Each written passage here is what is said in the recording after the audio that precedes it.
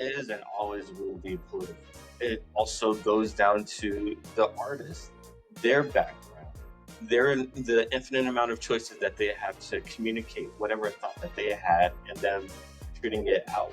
There's always the subtle things that people don't know. And this in this climate, it's getting gnarlier and gnarlier, and I think people are looking for different ways to express and communicate their frustration. And through those frustrations, again, it becomes political. How they're responding to these things is because of a direct response of what's going on in politics. So it will always, to me, art will always be political. I first met Tyryn during a nonprofit certification course, and what started as a brief connection quickly turned into one of those deep, thought provoking conversations that really stays with you. And since then, I've continued to be inspired by the breadth of Tyryn's interest and the intentional way that he thinks about bringing people together. And his perspective on community that's both, for me, rooted in vision and action is a reminder of what's possible when we lead with purpose and curiosity. And so I'm so excited to welcome Tyryn to the show today. Thanks, Danielle. I appreciate it. I think that it was from our first meeting to just chit chatting during our consultant training, and just our conversations each time ever since. It was really cool and fun. So Yeah, absolutely. I totally agree with you. So I would love for you to kick us off and maybe just introduce yourself, share a little bit about your background. sure, of course. My name is Tyryn Goodson-Seck. I am an artist. I am a art advisor, curator. Been working in the nonprofit space. I like working with the community. I am 100% Baltimorean. I've been in Baltimore for 3 years now, going on 3 years. Just community arts and nonprofits. That's pretty much where I am. Yeah, and you definitely settled in a good area for that because our community of artists are blossoming here and flourishing also. Of And course. so, with that, let me just ask you. We'll jump right into the conversation because I know people want to get to the meat of things. But I'm really curious from your perspective, what drew you into working with galleries and advising on art? So it's actually funny how that started. I was one of those kids that liked creativity. I liked drawing. I liked art things, but I grew up hearing that there's no money in art. There's no real future. You have to be the broke artist. And after that, I came back from school from France, and I was really lost. I didn't know what I wanted to do. I knew that I had a sense of creativity, but I didn't know how to hone in on that. And it was actually from reading a book called Drawing with the Left Side of Your Brain and teaching myself how to draw that domino effect went into just a whole interest of the art.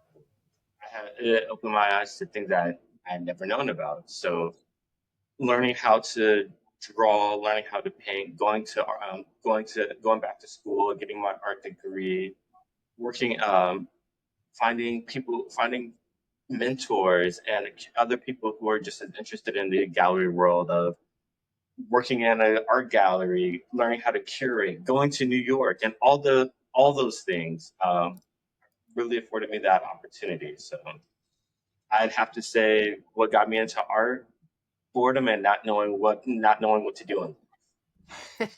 That might be a really honest answer right now. I appreciate that. And what was your experience? Because you just mentioned like going to school in France. What was that experience like for you? Going to school in France was such an eye-opening and cathartic experience. It was very big fish, small pond because when I was younger, try to do the community college route, and my parents immediately saw that I wasn't really applying myself. The people I was around, like I had great friends, but there was no real structure. And my parents were like, "You need structure. You need to learn something." So, France, go learn a different language. That way, wherever you go in life, you'll always have that with you. And that experience showed me that as much as I thought I knew in my 18-year-old brain, I didn't know jack diddle. And Yeah. from learning not only a different language, but adapting and being by myself and having to adapt and culturally learn a brand new place, a brand new country, brought a different type of maturity that I, I would never have got while if I had stayed here in America. Yeah, I can imagine it's both the maturity, but it's the exposure. It's understanding that like your perspective isn't the only one out there. Because it's a very different Exactly. playing field, right? It's a very different playing field, but then also in that continuity of I found myself making friends that were very similar to my friends in the States. And we were sitting and joking, and I'll never forget it because it was a big aha moment of we're all the same because we were making jokes about the same things I would be making jokes about in the States, but just in a different language. So, So you found your people regardless of where you were. That's what that sounds like. exactly. Yeah. So getting back to the art, I am really curious again about, do you have a favorite maybe medium of art that you use in your work? My favorite has to be charcoal. Initially, I started drawing, just drawing with pencil, and then I'll never forget there was a lesson where we had to try to incorporate charcoal, and it just didn't stick for me. It was Hmm. very complicated, very convoluted, and the more because I hated it, I had to get better at it. And then once it clicked, it became my favorite medium. But then through that, I'll never forget in my last year of school, we had to change mediums and write a dissertation. And at that point, I had been very comfortable using charcoal, and my favorite medium is anatomy or figure drawing. So if you put me into a room and give me a model, I could do that. But we had to change mediums, and I decided to go with painting, two different worlds. And through Sure. that, I found that though those two subjects couldn't correlate because I couldn't paint a figure as well as I could. I started falling in love with color, and I started falling in love with just perception of how things are viewed. So that going from analog black and white to 4K color and oil was very perspective changing. Yeah, I can imagine. I can imagine that. Um, so you've been able to play with things a little bit, it sounds like, and kind of find like what feels natural for you.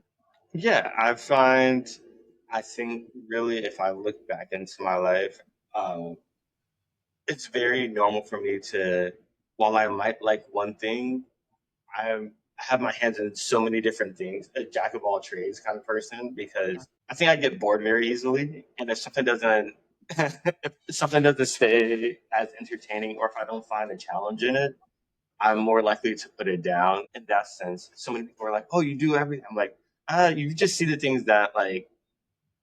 things I continue. You haven't seen all the things I put down. So Yeah.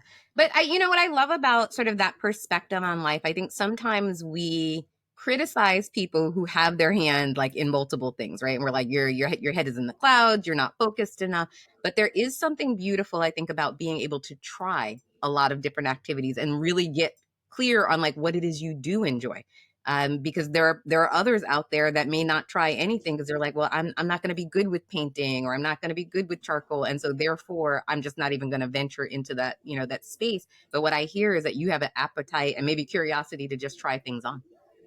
yeah, I won't sit here and say that this is all throughout my life. I was accepting failure, but it did get to a certain point where I had to realize you have to be bad at something before you get good at it. And I also have gotten to a point of maturity and just a point in life where I'm like, I don't want to be perfect at things. Perfection is actually not that good because it's the compounding of mistakes that makes you better at something. Oh, I love that statement, right? I too have walked this path, and I think if we're to be honest, all of us have on some level, right? Like I people that know me well know like I am a knitter and I love to knit. I think even when we met, I was knitting at the conference that we were at. And if I if I am to go back a couple of years, like when I this is over a decade ago, but like there was an incident where there was a snowstorm and I was in the house and I was learning to knit. And the knitting project ended up on the other side of the room because I chucked it there. I was so angry that I couldn't get it right. But here, flash forward several years, and all of a sudden, it's the thing I can't put down. Right. And I had to get over that hurdle of I'm not doing this well to just say, it's day by day, incremental. We're going to get better as long as you stick with it. So I love that. Exactly. Sometimes the gains, I like to tell this to like some of my friends because from working out and such. The gains that you get are just a byproduct of just learning. You don't realize how good you are at doing something from the repetition until some either much later on down the path. So Yeah. Yeah, I definitely think about that in so many worlds. And both of us, have worked in nonprofits. And I think about sometimes how I've responded to a particular challenge, a particular person. And only after that event has happened, I'm like, wow, I can see the growth, right? Because how I would have handled that in the past looks very different from how I handled it in this moment. So let me get us back on course because I can talk to you about all kinds of things. And this is maybe both the love and challenge that we have is that we ping pong off of topics all the time in of conversation. course, But I did want to talk to you more about your artistry. And something that you said in preparing for the call was that one of your favorite things about art is that you find that it has this a tremendous ability to communicate across perspectives. And I'm wondering from your vantage point right now, like how you see art helping us understand multiple perspectives. I think that for me, and something that I talked to about, and some of the scenes that I've curated, and even with some of my artist friends, is I believe art is a communication piece. Things that I joke about with people when they say, "Oh," whenever they congratulated or said something about some of my paintings, where like, "Oh, wow, that's so good," and seeing me frustrated, I'm like, "If you thought that was cool, you should have seen how it looks in my head." but That's funny. but with that, I think that art has this one particular way of communicating that most other pieces, most other forms of communication don't have, and that's from that visual cue of looking at something that someone has produced, how someone sees it and how they perceive it, how their perception and their perspective give off another meaning. So we could both be looking at a blue painting, and we could both have emotional responses, but you're having an emotional response because of that blue, because perhaps it triggered a memory, or that blue reminded you of your sister's old blue sweater that you forgot. Or for me, I could see that same blue and think of, oh, that blue is the same color blue as my cat's cat food, and I forgot to feed my cat this morning. You know, the reasons why I enjoy looking at art and how it gives these emotional responses is because everyone sees things differently, and then from those assumptions, we can have conversations and just say how that's affected us or what we see, and it builds community in that sense of everyone sees things differently, and if you could just communicate that to others, that's a sense of getting closer. I think everyone has a voice. Is everyone's voice right? That's a different question, but a voice nonetheless. Yeah, absolutely. And for some reason, like as you were sharing that, I was having this just a memory or just thinking back to all the movies where I've seen where people are at an art gallery and it's so cliche and they're like, how are you interpreting this? But to the point that you're making, like art really is meant to be interpreted both by the Yeah. artists themselves, but also by the people that are intaking whatever the finished product is. So I love that. And as you were talking about the fact that we have these different emotions that can come up, we can be triggered, all of these things, it also occurs to me that art is really personal for people, and it can be vulnerable at times too. And so how do you see culture interplaying with vulnerability? Vulnerability is something that I take very seriously, only because I think so many people think vulnerability and weakness. And I think vulnerability is that opportunity for closeness and Mhm. recognition. One thing that I heard a facilitator say once is a place isn't a safe space because you said so.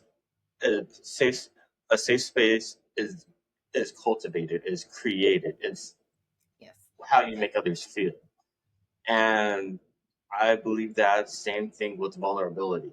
You can't just say, "Oh, I'm vulnerable" or "I'm sensitive," and don't do anything with it. With that vulnerability, I think it comes with internal reflection and how you see yourself and how you put yourself out there is how other people, will attract and find you and gravitate towards you. So if you are vulnerable and authentic, I believe people will see that authenticity and be more drawn towards you. And with art, I feel that same way with just about anything that we produce. Whether it's art, our 9 to 5, our,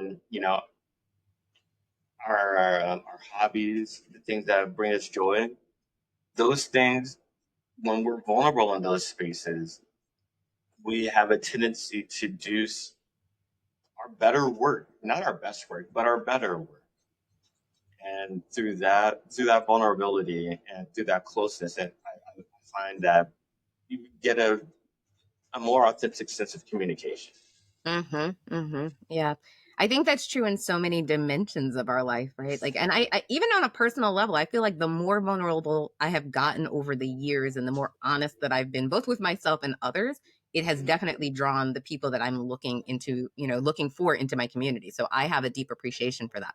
And now I'm going to sidebar and ask you a question because I just had lunch with a friend and a colleague the other day who does some amazing drawings Okay. and is somewhat hesitant to put them out into the world. They are shared on some level, but what would you say to her, who I believe in deeply and I find meaning so much so in the work that she's producing, but she doesn't necessarily put it out to everyone? How do you get past that place of vulnerability to make it public? To make it public, I shared those same sentiments. I was very nervous about sharing my work, and even to this day, it's funny enough that even while I was in art school or in my art program, I was more likely to share my work with some of my art colleagues than my wife. Okay.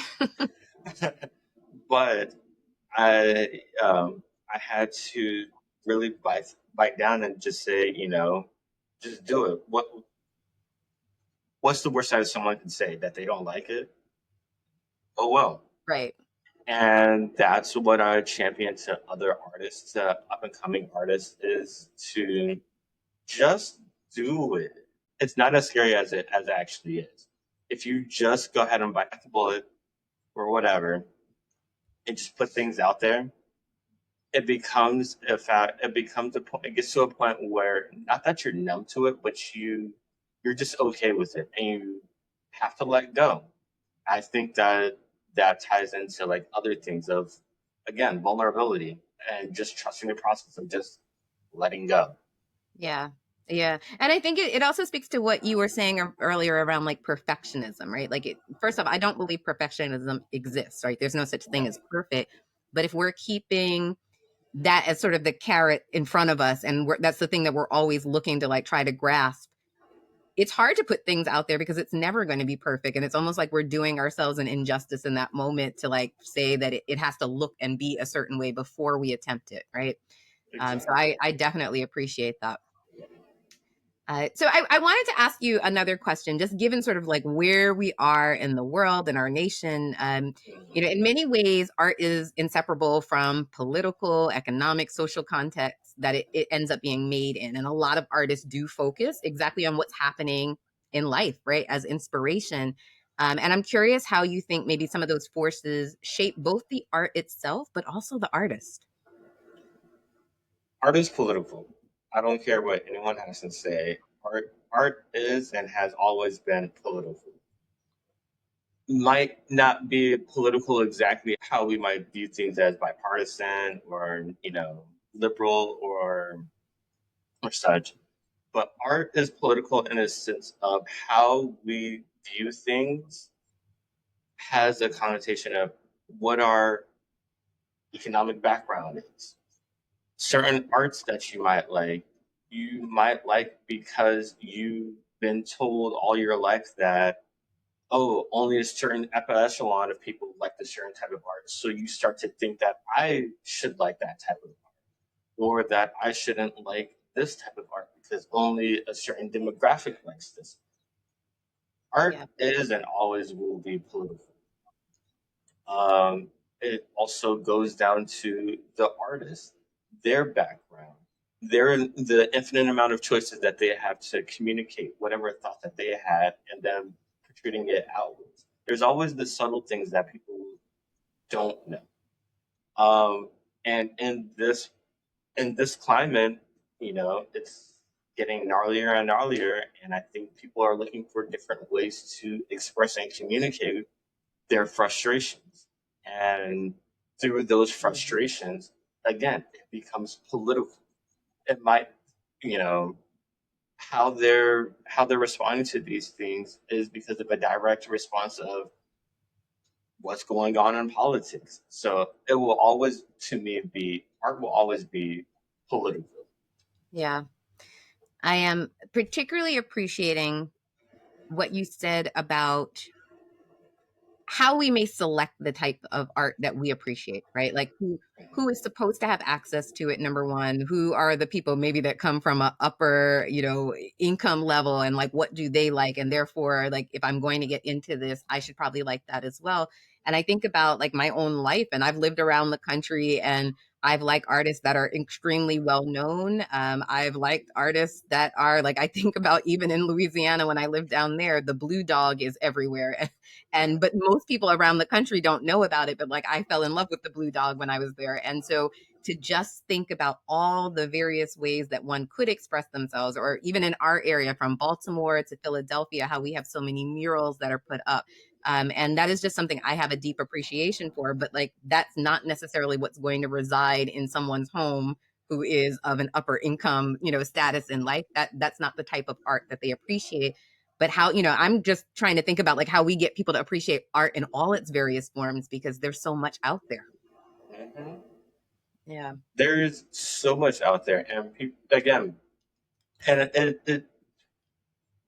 it's almost formulaic of marketing, almost in Mm. a sense that some of the best artists out there don't have a marketing team to get their work out there, but also you go to some place like Oklahoma City where there isn't a lot of money. You have your places like New York and DC and Baltimore, where these tri-state areas where there's a lot of stagnant money. There's government, there's all these contractors and such, so that banking institutions that can afford to pay these large amounts of money for art.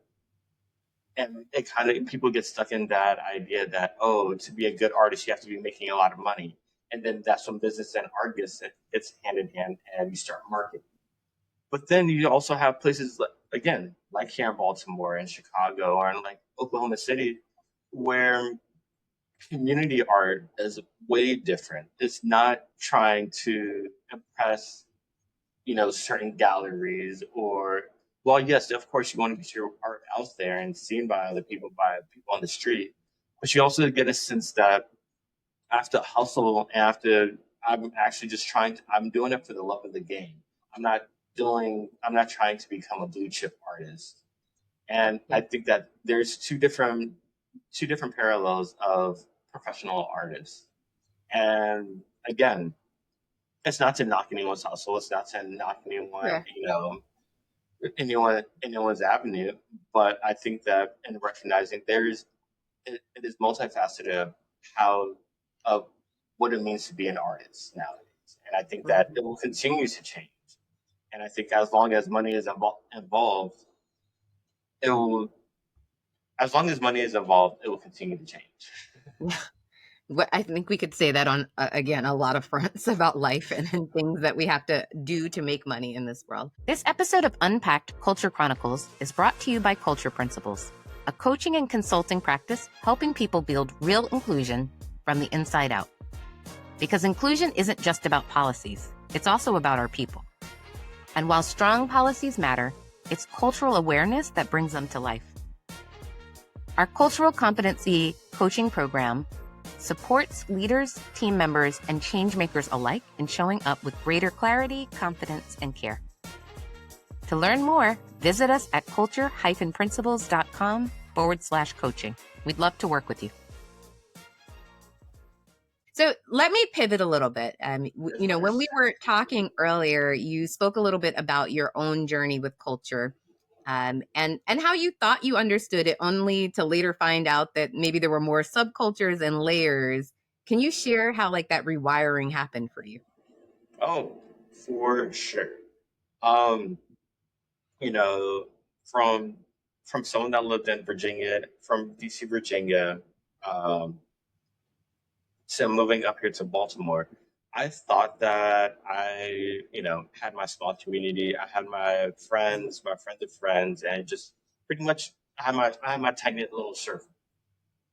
Um, Moving up to Baltimore really challenged that because from living in apartments the majority of my life, I had never really knew any of my neighbors. Didn't care to. Why would I need to know my neighbors? I'll see them when I see them. I want to be home or out. In Baltimore, I know so many of my neighbors. I know we have a neighborhood group chat. And it was just from that small pivot of getting to know my neighbors to hearing what's going on with them, because our paths don't cross outside of just being in the neighborhood. But hearing that and that sense of community and that community pride really rewired my brain of thinking of, okay, this seems natural. This is enjoyable. And it's not just, oh, what they can do for me or what I can do for them. It's just doing things. Simply walking my neighbor's dog because, because they're getting home late. But then, we'll have Aperol spritz in the middle of our in our in front of our garage and just hang out because it's hot. So the that mindset shift from leaving the house and coming back home and not really caring about my neighbors to actually interacting and getting to know all of my neighbors started that seedling of community, of really wanting to interact and get to know my community, and working in nonprofits and really understanding the structure of nonprofits and understanding that nonprofits are essentially organizations that give back and that wouldn't be there if it weren't for their community. So now it's living in Baltimore, huge community, working in nonprofits, community aspect. Both of those really shaped how I started. And then again, politically, what's going on in the world, having a softer heart, all these things really change my viewpoint and perspective of what it really truly takes to be part of the community and what it takes to be vulnerable and help others out. You Mm, know, yeah. and just the simple things of just having a conversation and not being afraid or taking the networking out of conversation and just enjoying just shooting the shit with someone just because I don't know if I'll see this person again. Yeah. Who Just cares? being present. Just Just being being present. I definitely appreciate that. And I love that you're speaking to this particular issue, because I am finding right now, at a time where we should be connecting more with our neighbors, with our community, whether that is your most intimate community or we expand it a little bit broader, people have stopped talking to each other. Right. Yeah. And I don't know if that's social media that has an influence on that, if it's that we're busy. I'm not really sure what the ultimate factor is, but it does feel like there's this deep disconnect. And so I'm going to ask you, and this wasn't even planned, but like I'm kind of curious because you so naturally are talking to people and engaging with your community, but yet did not come from that perspective originally. Like what helped you to shift? I think having to, it was a force by fire. I Okay. think in the art scene, you in order to in order to really connect with people, you have to go to the events. You have to force yourself to go to the events because Lord knows at 6 o'clock, it might seem everyone has that foresight of, oh, you're going to a gala event or an art gallery or opening. It's the wine, it's the schmoozing and all of that. That must be so much fun. Well, it's fun when you get to do it once every while, but when you're doing it every week, you're doing it afterward, it immediately gets old or like that you don't want to do it. But then you kind of flip the switch of like, oh, if I get to know certain people, if I get to keep recognizing certain people, I'm not alienated anymore. I'm now just seeing people that I haven't seen since last week, and now I get to make these connections. I get to say now we've seen each other 3 or 4 times at different art events. I know that Jacob over here has a funny intake on most of the art that we see. Now I'm buddying with him. I see Jessica over here, who, I understand her background. She's from Australia, so she sees art way different than I do. So it's getting comfortable and putting yourself out there and talking to other people and listening, Yeah. listening and active listening to what other people, because if you listen to what people have to say, you'd be surprised. You'd be surprised to know what interesting things people have to say. A hundred And percent. I think that a lot of people are so used to just waiting to be heard because they themselves don't feel like they've been listened to, that they don't they don't listen to other people. I find it's like an Ouroboros kind of Yeah. thing. Yeah. Like it's a circle that just keeps going round and round, and we have to break it at some point to listen effectively to people. Yeah. Thank you for sharing that with us, and and sort of just kind of following this thread of culture. I talked to you about like what culture meant, sublayers, all of that as you moved into this new community. But now I'm also wondering like how this experience that you're having now, this culture that you're living in, how is it shaping your art? So most of the art that I produce comes are portraits, um, but I also put it into a perspective because since I do art advising, I help people buy art. Um, it's really helped me my active listening. Mm, I'm always listening to because I in my practice, I like helping people who have never bought art before. And so it's again with the subtle nuances of I ask people, what are some of the things that you do like? What do you like? Do you have what is in your, what do you find in the art that you think that you might have liked before? What has drawn you there? And how do you decorate? Do you feel decoration is art? Do you feel what is art to you? So in those processes of understanding and listening, I kind of get a I kind of get a journey of just listening. yeah, yeah, I appreciate that. Um, Now, you at one point, as we were talking, had mentioned that calling yourself an artist can sometimes feel limiting. Yes. What are the pressures or assumptions that come with that label, and like how do you navigate them? I think people have an idea of what an artist is. They they put their assumptions of what they think an artist is and put that on. And it doesn't have to be that. Again, I think I told you earlier how when I was younger, people always said there's no money in art. Mm, Art's a multi-billion-dollar, industry. yeah, There's billions of dollars, but I also shift that mindset of thinking art doesn't have to be about money. Why does it have to be about that? Why can't it just be something, a skill set that I just enjoy? Mm, Uh, People think that, oh, to be an artist, you have to be this hyper creative, everything flowy, and again, I say to that is art is a very technical skill. There's rules that you have to learn, and then as with most things, as you learn certain rules, you can break rules because you have an understanding of these. So I say that the label of an artist is limiting because I think that most people don't understand or know or truly contemplate what an artist is. I think they base it off of what other, again, assumptions or what other people do. And then from those false assumptions, they perpetuate and continue that notion and get it out, putting that on someone else.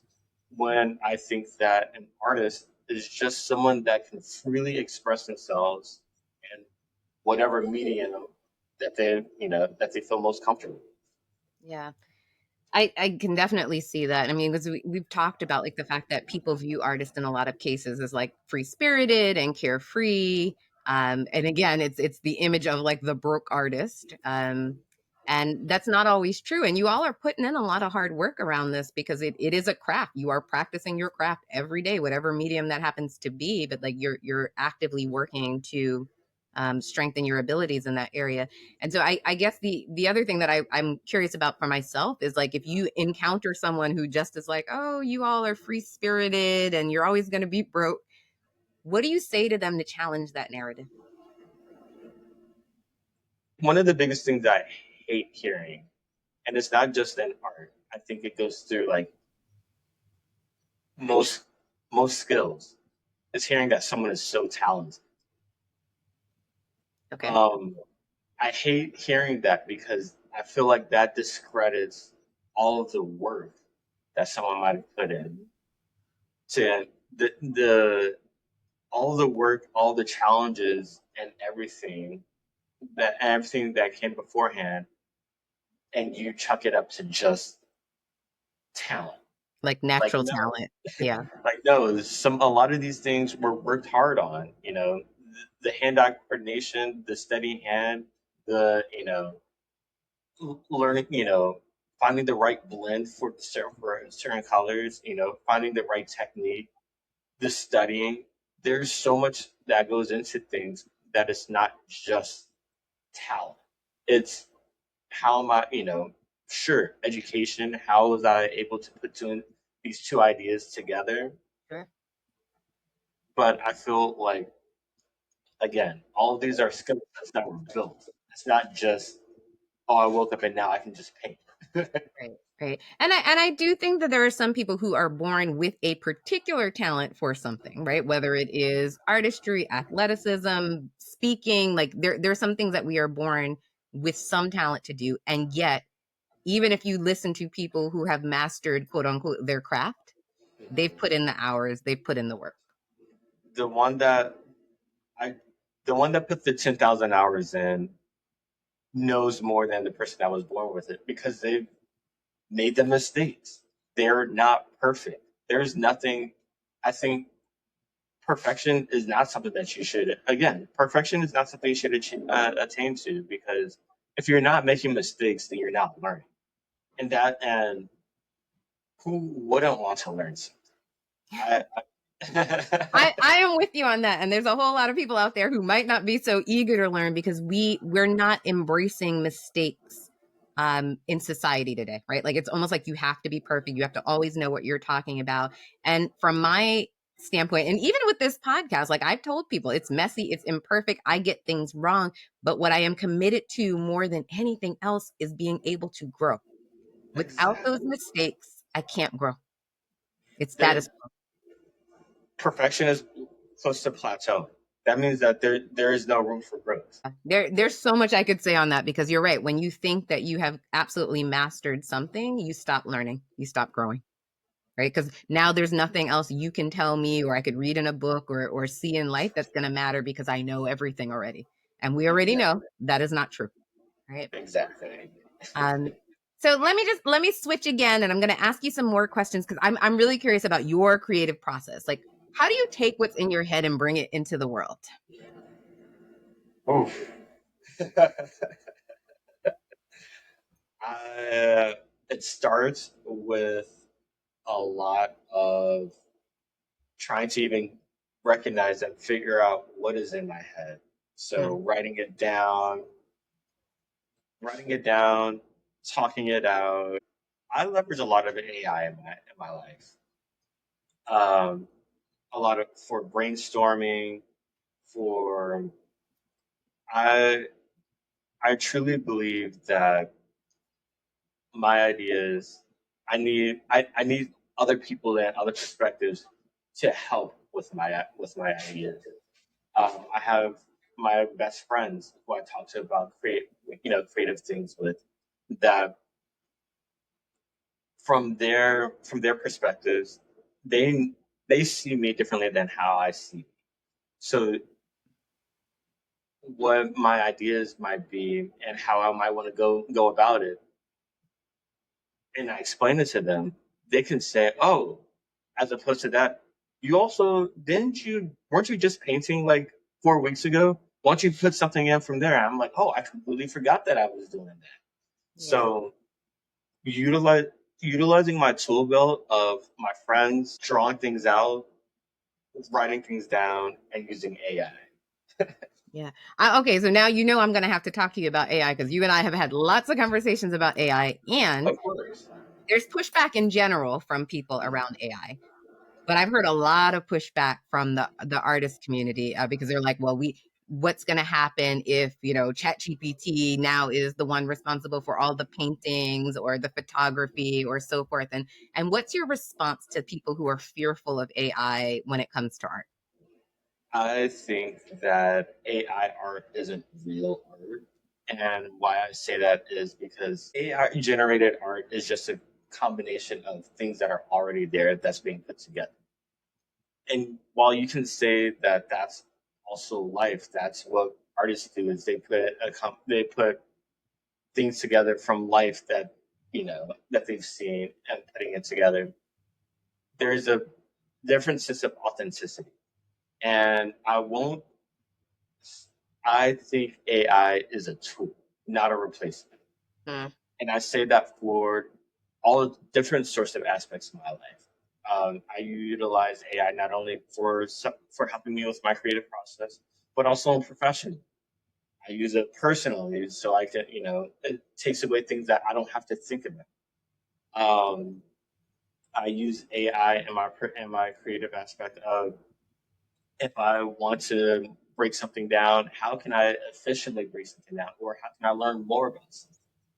So I say AI is a tool. Can it ever replace art or artists? No, I think that people will utilize AI to make a different type of art, but will it replace paintings or graphic design? No, Mhm. no, Yeah. not at all. So it sounds like, I mean, discernment is what's needed here again, right? Like Exactly. we're not saying that it is an either or, meaning either you use AI or you don't in this instance, but it sounds like from what you've said that you're really thinking about it to maybe help sharpen some of the ideas that you're playing with or think about processes for things, but you're when it comes to your art, you're still in the driver's seat, if you will, creating it. Exactly. Exactly. All right, so let me ask you like maybe one more question. You know, I always think about, especially given the fact that we talked earlier about where it's difficult to learn new things, right? And like we get stuck. And I'm wondering, like, when you think about your own artistry and that journey that you've been on, have there been moments where you've maybe personally struggled with your art? What's that look like for you? How's it influenced your voice? Oh, for sure. I've thought about, do I want to do this anymore? how can I do this? I still got bills I have to pay. you know, Right. uh, do I even really care about art like I thought I did at one point? And through those, having those being vulnerable with myself, I realized as in the beginning of my art career that maybe I don't actually want to sell my work, but I feel more comfortable selling other people's work. Maybe I feel more comfortable when helping someone else with the spot. Or so while again, I don't really produce a lot of art for externally. I think all of my artworks, if they're not at my house, are probably at a friend's house that I'm just giving away. Um, but that isn't to say that I enjoy helping other artists because I want to promote their work. I want to get their work in someone else's. I want to I want to champion their voices because I want them to continue to do what it is that they've fallen in love with doing. I want to get their work into that person's home that has never bought art before, or who Mhm. only knows that, who's only heard of Basquiat. And now they think that all Black art has to look in some way like that. And now I'm challenging their perception and their perspective. So it's multifaceted. Yeah. Yeah. And it sounds like you also have a really good head for business also. Like I know I have a couple of friends that are artists and they are amazing, whether they are musicians or painters or whatever it happens to be, but they're not necessarily good at positioning their creations in front of other people. And it seems like you have a nice blend of being able both to produce and understand that world, but then in turn get it back into the community where it's going to be able to go live in someone's home or at a gallery or something of that nature. I think that primarily came from my background of working in galleries. Um, Again, it's relationship building. Yeah. It's relationship building and getting to a point where someone trusts your eye. You know, again, I it, I I primarily went to school with this. I went to school. I can explain why I like certain things, and then and having those conversations, I can garner, I can get certain things, ideas out of you, and then translate that to you of why you might like it. And Yeah. so having a little trust in me that I've been doing this for a while. There's a reason why I've been doing this for a while, and again, I enjoy it. It's fun. It's still fun to me. Hmm. And talking about fun, right, and things that are shifting in life, I am going to ask one last question, and that is that you shared with me, and I'm so excited for you and your wife, that you have a new baby on the way, and Yeah. I wonder again, like how that experience is shifting the way that you relate to art. Ooh. In these past months, it's been so many dynamic shifts of one. My wife and I joke about how realizing that we're at the age where we're supposed to be having kids, but then it's also, and mentally it's like, kids, it's actually not that bad. We're 30. This is that next step that is supposed to happen. And that beautiful moment of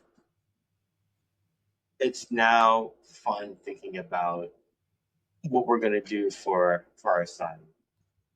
It's now fun thinking about these things that we hold we hold secret in our lives that our kid gets to see.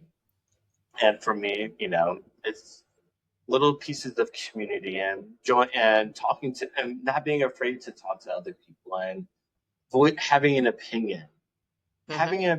asking questions, and not just being seen and heard because we're done with that generation of kids shouldn't be seen or heard. Kids should just be Absolutely. quiet. No, express yourself.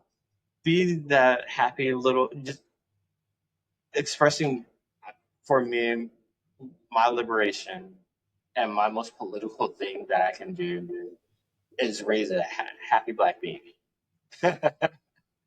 because when you know how systemic things are in this country, I feel like that's my greatest form of rebellion is to have a baby that is not only healthy and happy, but thriving and can laugh and has opportunities to do anything or nothing or whatever, you know, but just to have those opportunities present. Those are the things that excite me the most about parenthood. Yeah. That it's a continuation of what my parents and grandparents have done down the line, and my style is going to be different, but also my parent, my mom is still my conscience. So hopefully we get to be the conscience for our child, that's next generation. So Yeah. I'm excited. I'm excited for you, and my heart just kind of was swelling as you were saying that, because I love this idea of centering, particularly in the Black community, centering on thriving over surviving, right? And joy over resilience. Because I do think that we've had a very hard road to trod all these years. And there is something beautiful about claiming your liberation is to just be free enough to make choices, to have those opportunities, to focus on joy, to focus on your authenticity in a world that often wants to define us. So thank you so much for sharing that. Of course. And Tyryn, is there, before we wrap up, is there anything that's coming up that you want to share with the audience, or a way for people to connect with you and your work? So you can connect with me. I think we can put my Instagram handle is Tyryn the curator. Great. You can find me on Instagram. Other things that I'm touching are I work with my best friend Britt Daniels in DC, one of the top wellness expert and personal trainer in DC. So work life wellness, that's something I have my hand on. If you're in the DC Maryland area, I help my other really good friend Jet Hamilton with Jet's Pets. So if you're looking for dog training, we're there. Again, we're all about community. So Yeah. I'm touching a little bit of everything. If you want art, body, animal companion, we're there. And so this is again why I adore you so much, because I'm sitting here laughing for people who can't see this, because we just talked about how you have all these interests that are varied and just touch so many different points. But I think what you just said about bringing it back to community, we need all of these individuals and services and just connection points. So I absolutely adore that. Thank you so much for joining me, Tyron. It Of has been a course. pleasure to sit down with you today.